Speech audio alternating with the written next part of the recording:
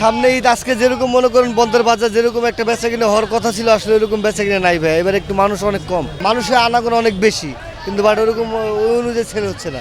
আপনি দেখা গেছে মানুষের দামাদামি করে, কারণ দেখা গেছে সব জিনিসের দাম তো বাড়তি, কিন্তু আমরা তো ওইটা কম দামে দিতে পারছি না। কিন্তু দেখা গেছে মার্কেটের চাইতে অনেক কম দামে আমাদেরটা। আমাদের 1 পিস 2 পিস আমাদের দেখা গেছে 400 টাকা তো শুরু করে 1000 টাকা পর্যন্ত 2 পিস আছে। এখন ফুটপাথ থেকে আপনি তো এই সেম জিনিসটা যদি আপনি মার্কেটে নিয়ে যান, তাহলে ওটার দাম পড়বে 2000 টাকা বা 1500 টাকা, কিন্তু ওই জিনিসটা আমরা ফুটপাথ থেকে 1000 টাকা আপনাকে দিচ্ছি। আপনি এখানে সেফটি হচ্ছে না।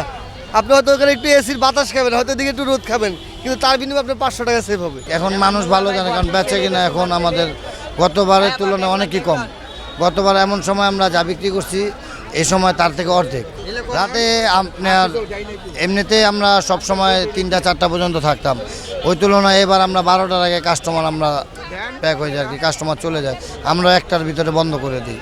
যেটা আমরা আগে গতবার বিক্রি করছি 500 টাকা, ওইটা এখন বিক্রি করি 600 টাকা, কারণ আমাদের ওইখান থেকে পাইকারি দাম থেকে বেড়ে গেছে।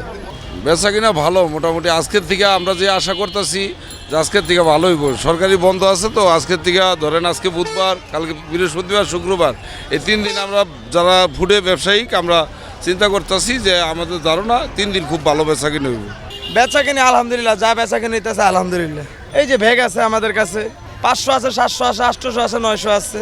মানে যে পরিমাণ চলার কথা ওই পরিমাণ চলতেছে না, বুঝতেছি না কারণ বেচা কিনা গত বছরের থেকে এবছর কম হলো। ভাই দেখেন, বেচা কিনা এই বছর একটু এমনিতেও কম, ঠিক আছে। পরে আপনার হচ্ছে ধরেন ঈদের সময় তো ফুটপাথ থেকে মানুষ একটু কমই কিনতে চায়, এই হিসাবে অনেক বেচা কিনা কম, যাই আছে আলহামদুলিল্লাহ ভালোই।